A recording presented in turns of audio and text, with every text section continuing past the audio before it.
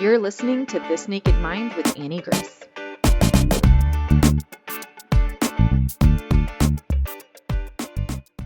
Hi, this is Annie Grace, and welcome to This Naked Mind podcast. And I am actually going to share with you an interview I was just on with two certified This Naked Mind coaches. They were interviewing me for their podcast, and they are Australian, and it was such a great interview. I like being put on the spot. I like being asked all the difficult questions.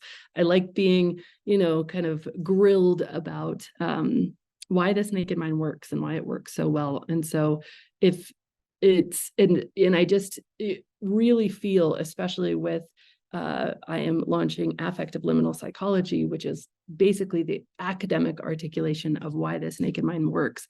And it's underpinned by the liminal process, which is, again, why this naked mind works. So many people are like, this worked for me. It was amazing. Feels like a magic trick. I don't even know why.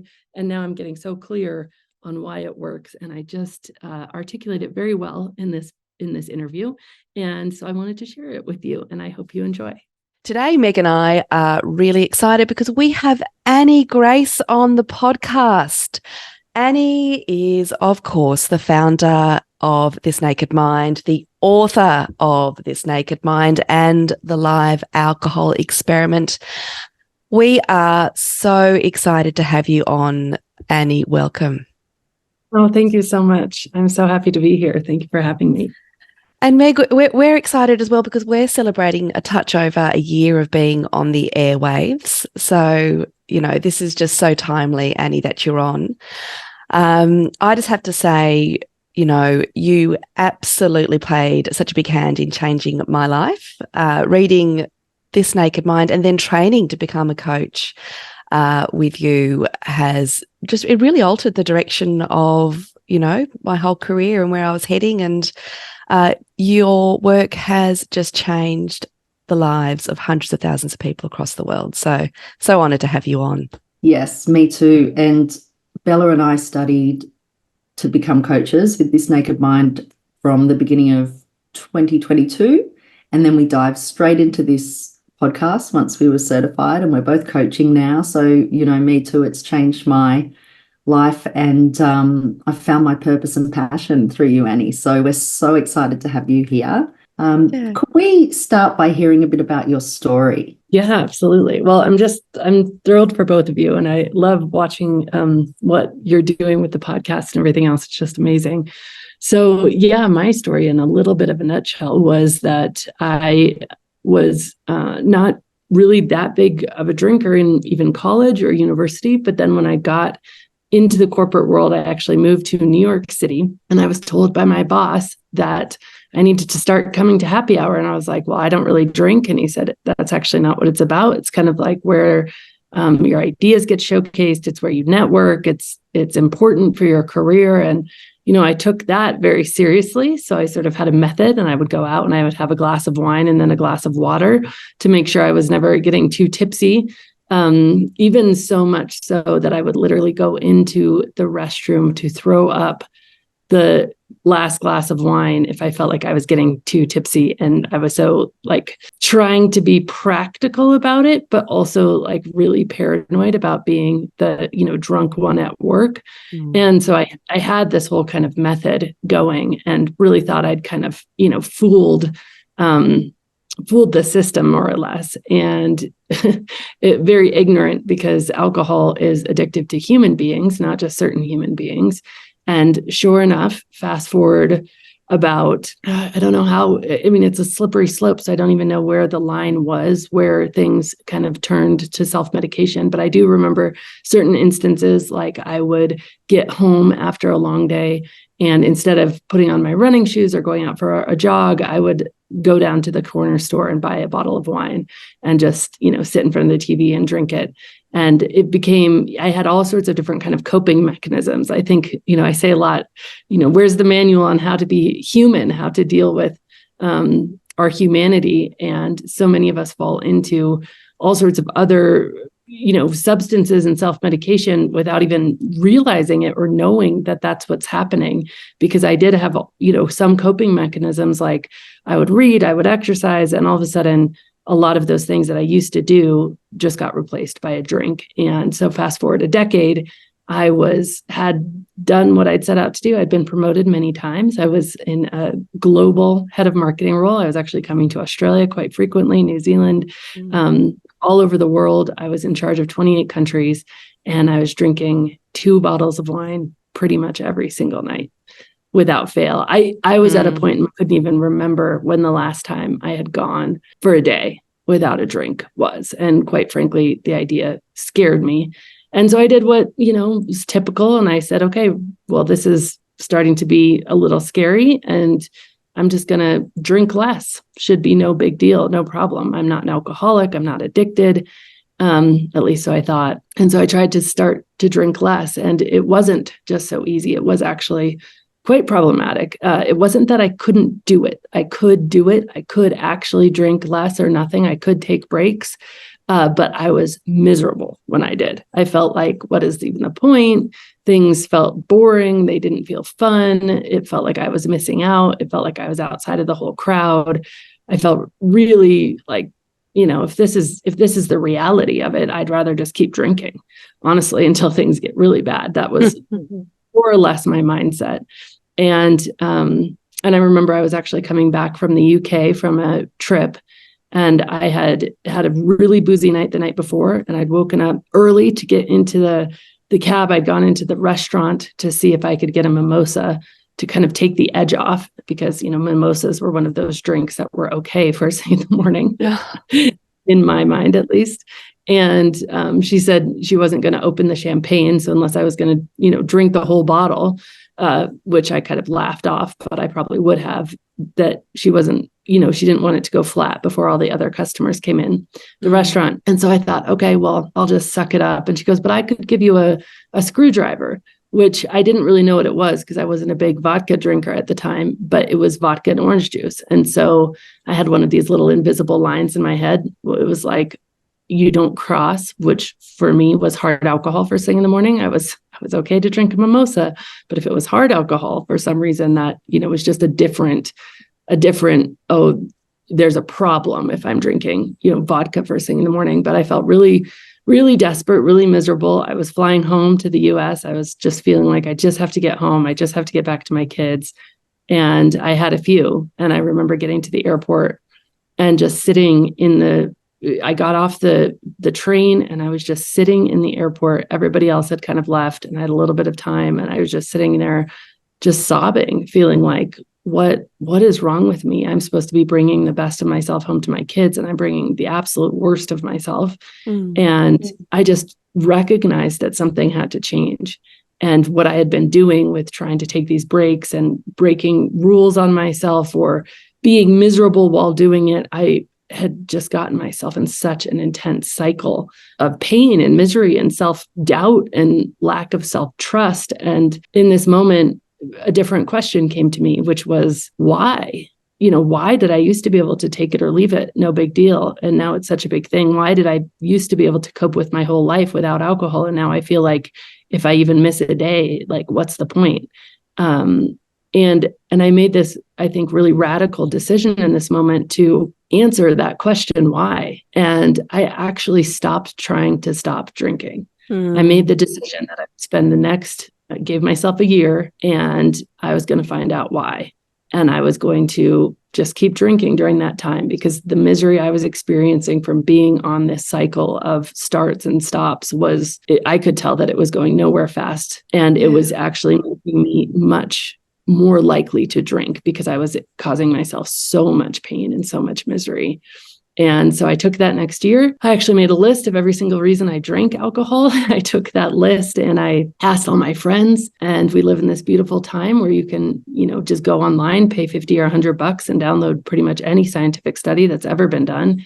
And I just started going through and realizing all of these truths about alcohol that I hadn't known. And it was mind-blowing and amazing. And at the end of the year, I walked out of my office and I told my husband, I was like, if you want to get drunk with me again, tonight's the night, because after this, I don't think I'm going to drink anymore. And he was surprised and he didn't believe me. But that was actually, I think we just crossed, 9 years. So absolutely incredible. And the year that you took off and researched the why and did all of the work culminated in this amazing book. And I think the why was a large part of the success for me and what drew me to the book, because no one could tell me the why beforehand, you know? So why do you think this book resonated and people just really grabbed it and it's, you know, flown off the shelves? Why do you think it's been so successful in really changing people's relationship to alcohol? Well, I think it tells the truth about a lot of things that we have not been told the truth about. You know, so we have these common knowledge beliefs that only a certain percentage of our population can get addicted, that you're actually broken if you drink too much, that you're irresponsible, that you're morally, you know, a failure, all of these sorts of things. And by the way, that it's only a problem if it's really a problem. Otherwise, there's just frankly nothing you can do about it, because until your drinking is really bad, you just basically need to carry on. And so I think that what my research had done that I did for myself, and then like you say, ultimately I put it out online, just self-published. And so for a self-published book to have gone on to sell over 1 million copies is, you know, pretty unheard of. But I think the reason that it happened is because I was just treating people like adults, you know, really simply telling them the truth of the information that I had found, which was alcohol actually doesn't relax you. When you have a drink of alcohol, your body's response is to release cortisol, which is the stress hormone. And when we see that information without any blame, without any shame, without any story that we're broken or that we're somehow apart or that we're a failure, and we just see the purity of that science, we can say, hey, wait a minute, I'm not going to feel the same way now when I'm pouring my next drink. And so what This Naked Mind, the book, does so well is it really takes readers through what I like to call the liminal process, which is what you both, you know, obviously as certified coaches have gone deep into. And that's just this process by which you actually change behavior. And the theory is that our behavior actually changes much easier, more sustainably, and more effective over the long term when we are able to change the emotions around the behavior as well as the behavior itself. And so the liminal process is really a 4-step process. And the first step is to end cognitive dissonance. Cognitive dissonance is the internal argument that causes so much pain that in my story, you can see that I was in when I was both trying to drink less, but really believed that alcohol was the kind of end all be all substance that was keeping my whole life together. And so we actually do that by allowing people the space to get in touch with themselves and what they really want for their lives without rules, without, you know, the need to get sober right away, you know, doing that sort of work. And then the second step is to rewire the subconscious belief systems. And that happens through a few different ways. Coaches can do this through like a story, emotion, repetition. And one of my favorite ways is authority, which is the science behind like the why. When your brain hears the science, it very naturally lets go of its old belief systems. And the beautiful thing is when you change your belief systems, as obvious as this sounds, and maybe as oversimplified as it sounds, your feelings change. And when your feelings change, your desire to drink or not drink changes. People often report it feels magical. And then the third step is to adopt an experiment mentality. So once you've had this kind of change of heart, change of thought, you go into your life saying, right, okay, let's see how life is. Trying not to drink at this happy hour. Maybe I'll be miserable. Maybe I'll not be miserable, but I'm going to put on kind of the proverbial white lab coat in my own life and figure out how I really feel. And so we go through that process. And then the final step, and I think this is where, you know, coaches really shine, is to help then build a life you don't want to escape from. Because for so many of us, the reasons that we were drinking in the first place, you know, they really need to be looked at. And otherwise, yeah, sure, you can put down the drink, but you might just pick something else up. But the whole process is about, you're not broken. There's nothing wrong with you. There's very clear science as to why you're doing what you're doing. And there's no fear. There's no pain. We're not pressuring you. In fact, I don't even call myself sober. I say I drink as much as I want whenever I want. And I just honestly haven't wanted a drink in 9 years now. Amazing. And I think that's what appealed to me so much at the beginning, was take away the shame and the blame, you know, was because I tried AA, and as the community was fantastic. loved that, but I couldn't get my head around the label, the disease part, all of that. So finding you was such a fresh, exciting way to look at it. And I just want, everyone to know about it. Like the other day, this was a bit of a, it was quite confronting. It was my ex-husband, and he said something to me. We still, we get on quite well. And he said, well, you're an alcoholic. And I said, whoa, stop, no, he's not, we're not actually that close that I can tell him all about this. But I did say to him one thing that, I've learned through the process, and it was, first of all, take away the label, no.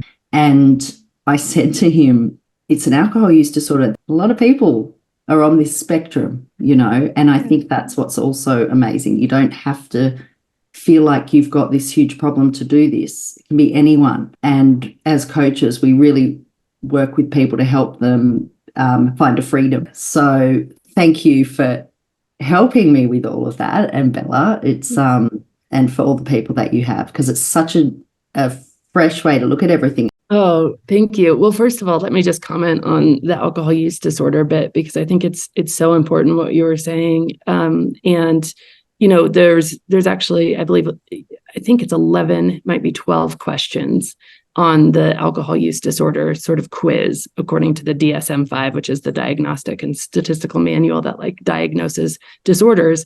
And of course, alcoholic or alcoholism are not even recognized in there, as you said. But I think the thing that's even more interesting and possibly mind-blowing is that the 2 of the 12 questions are, do you need to drink more than you used to get the same effect? Every single drinker I know would say yes to that. And another one of the questions is, do you ever have times where you've drank more than you intended? And again, at least one time where you've drank more than you intended. Again, every drinker I know would say yes to that. And the interesting bit is that you only need to answer 2 questions in the affirmative to have alcohol use disorder. So not to scare people, because there's nothing scary here, but just to say that it is literally an everyone conversation. This is, unless you're, the grandma who has 1 glass of wine when her granddaughter gets married once in a blue moon, like most people that I know who drink, I don't know anybody who drinks who hasn't said yes to those 2 questions. So I just think that's worth saying. Yeah. Absolutely.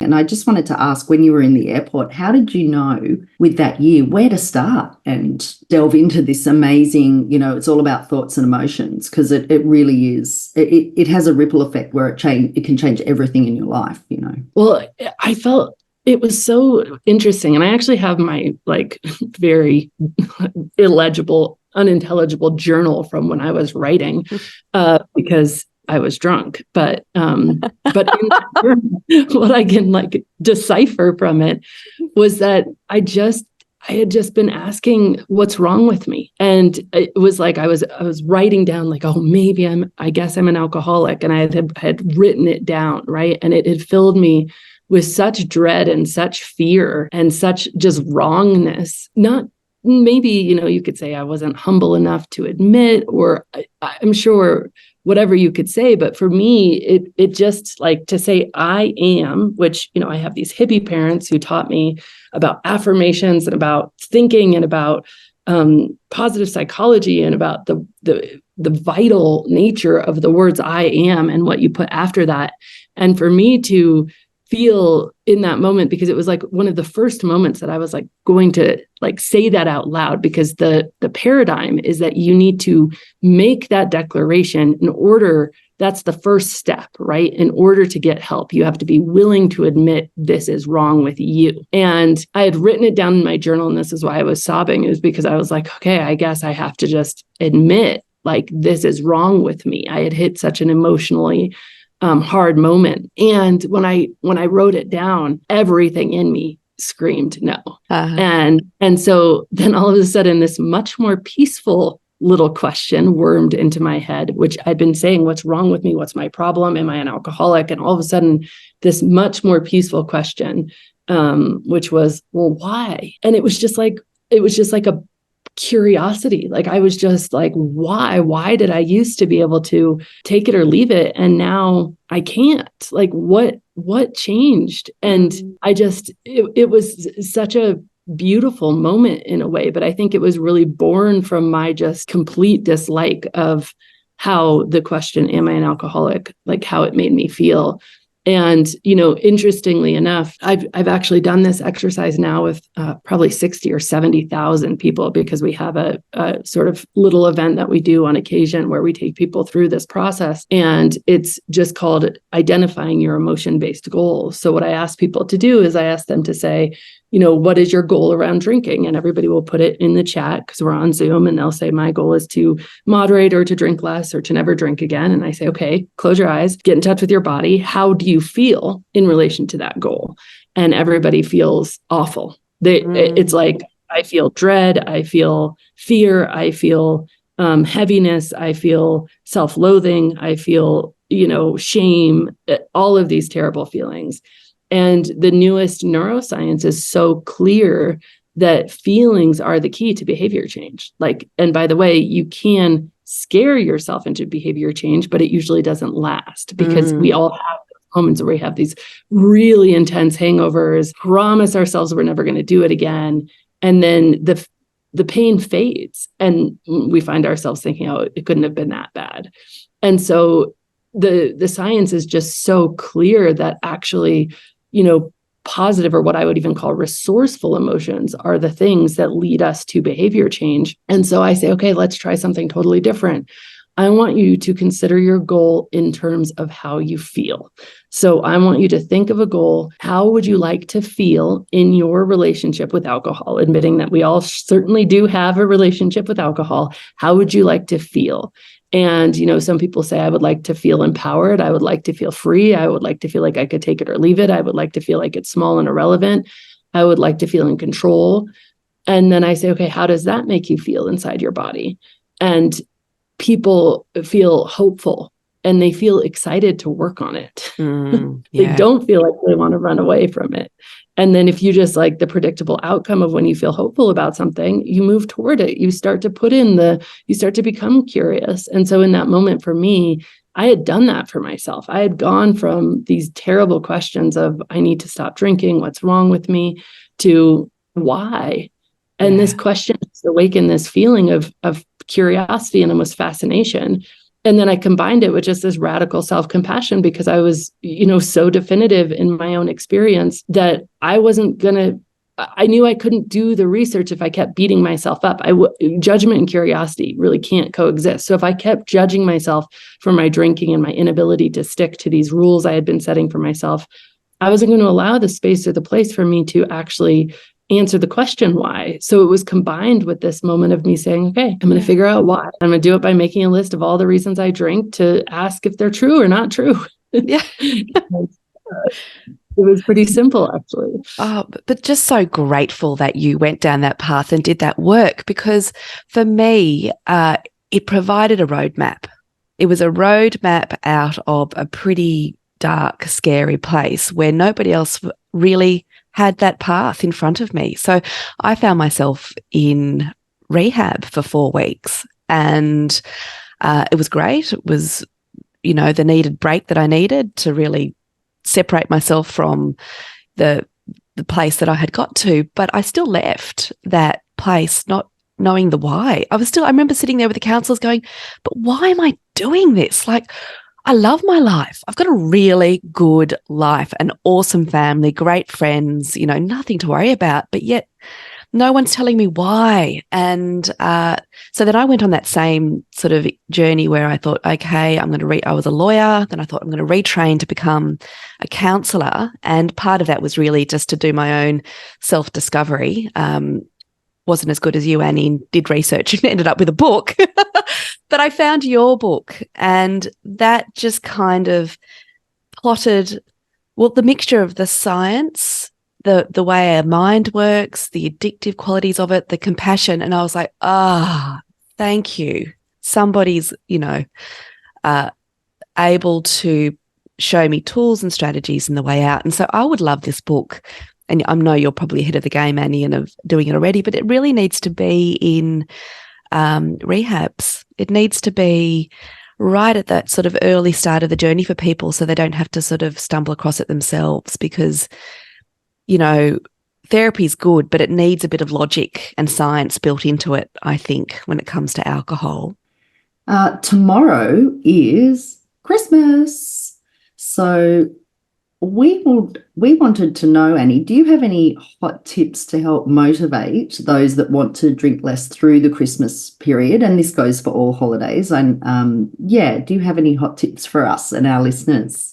So one of the things that I think is so powerful to do is to, again, create your own emotion-based goal, especially around the Christmas holidays. Like, how do you want to feel around alcohol this Christmas? You know, do you want to kind of feel as if it is small and irrelevant for you, or as if it doesn't really matter, and not knowing that you have all the tools to feel that way yet, but also just honoring that if you're like, create these really hard, rigid rules for yourself.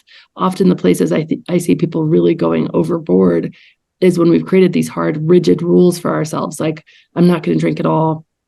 And then we go into the holiday and we end up having one. Then we just kind of push the F it button and we allow the whole thing to go off the rails. So I think reframing the question a little bit allows that, you know, you might drink, you might not drink, but you're really going for an emotion. You know, you want to feel present. You don't want to feel, that you're losing your memories, whatever it is for you.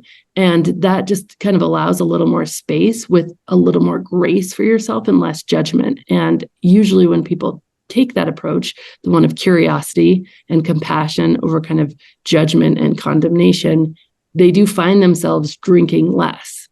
And so it's one of these strange paradoxes that when you actually try to control it less, you drink less because you're treating yourself with compassion. Whereas when you try to, go in with rigidity and rules, as soon as you take a misstep from that, you often drink more. And I think that's where a lot of the regret can come from. That's a great hot tip, because it is such a tricky time of the year, isn't it? You really are, particularly in Australian culture, you are basically offered drinks from breakfast to lunch to dinner. Annie, we are just so thrilled to be This Naked Mind coach. When you're looking around at all of your coaches out there that you've created, you've basically had a hand in really helping, hundreds of thousands of people break free from alcohol. What is it that you think sets the This Naked Mind certified coaches apart from other coaches out there? Well, I don't know of any other program that's following sort of that scientific neuroscience-based process that we follow. So a lot of programs are focusing on behavior, especially like a traditional sobriety coach. You're focusing on behavior. There's probably some level of accountability. And of course, we know that that's true. As soon as you go onto a diet and somebody's holding you accountable, you certainly eat less, and you stick to your goals a little bit more. So it can appear as though it's working. The problem is that it's not actually shifting anything internally. And so without that rewire of the internal shift in your belief system, how long it will work for is, questionable. And in some ways, especially with things like constant meetings, we make ourselves as dependent on the tool we're using for healing as we make ourselves on the substance we were self-medicating with. And so This Naked Mind, we have a saying, and we say it all the time, and all the coaches say it to each other, and it's that true medicine makes itself irrelevant. And so our goal as This Naked Mind coaches is to obviously be there for you as long as you need it, but not to be there for forever, because we actually want to make ourselves irrelevant in your life and give you the tools to overcome this in the most positive way. And I think the other big thing that sets us apart is, people are generally really happy when they stop drinking with This Naked Mind. Ironically, there was a whole huge fight that broke out on Instagram recently as a result of this, because there was a post that was made about Matthew Perry and his passing and how addiction can feel so much. The woman who made the post, she said it could feel like living on the edge of camping. Your life could feel like camping on the edge of the Grand Canyon once you're, in her words, in recovery. And and that's really tragic, And so a lot of people in the comments started saying, well, you need to discover this naked mind or find this naked mind, because my life doesn't feel like that at all. My life feels really happy and peaceful, and I feel really free. I don't feel tempted. I don't feel like I'm about to fall off a cliff at every moment.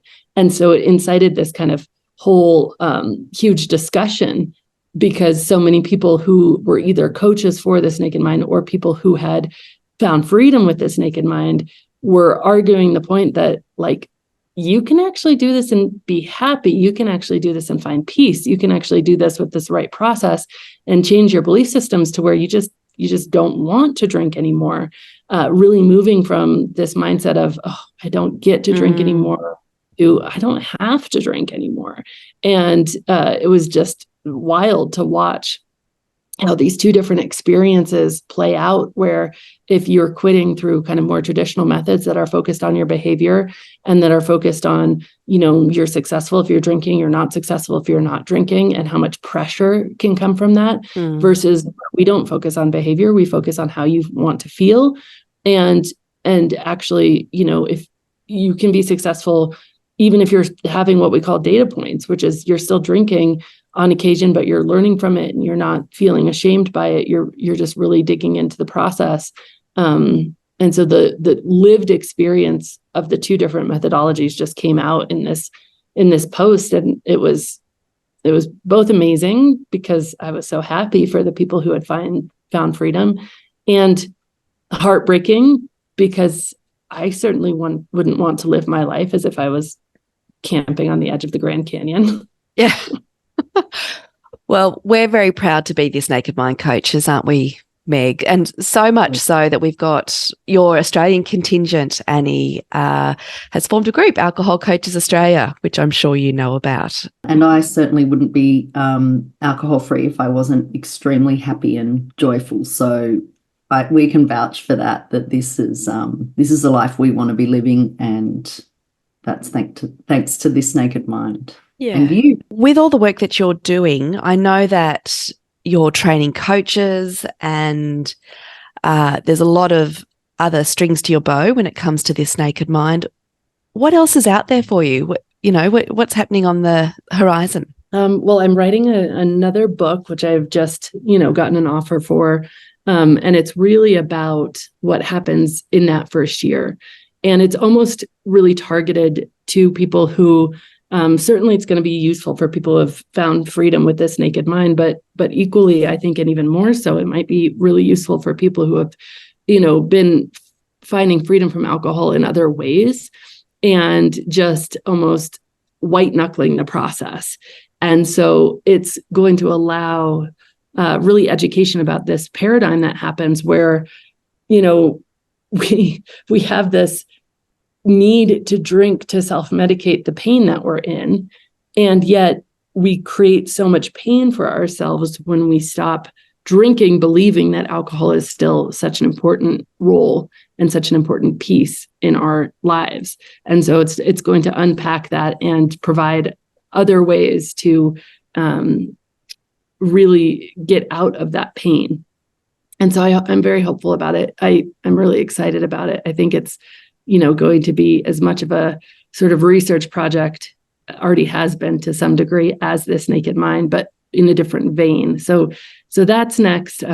As books go, it will take me quite some time to get that done. But yeah, that's really exciting.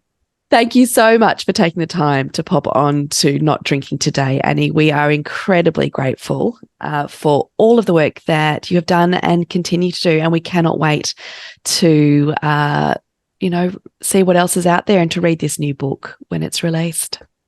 Well, thank you so much for having me. It was really a joy. I hope you have a wonderful day. Thank you, Annie.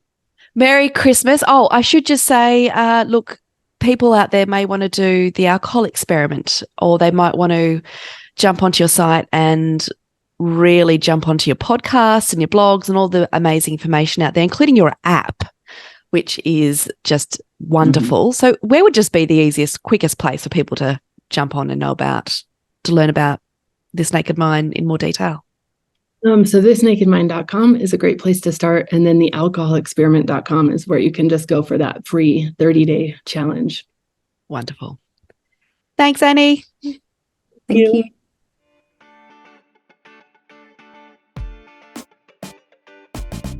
Thank you so much for listening to this episode. If you're ready to see how This Naked Mind can help you on your personal health and wellness journey and want to learn more, go to thisnakedmindpodcast.com to learn what your next best step is.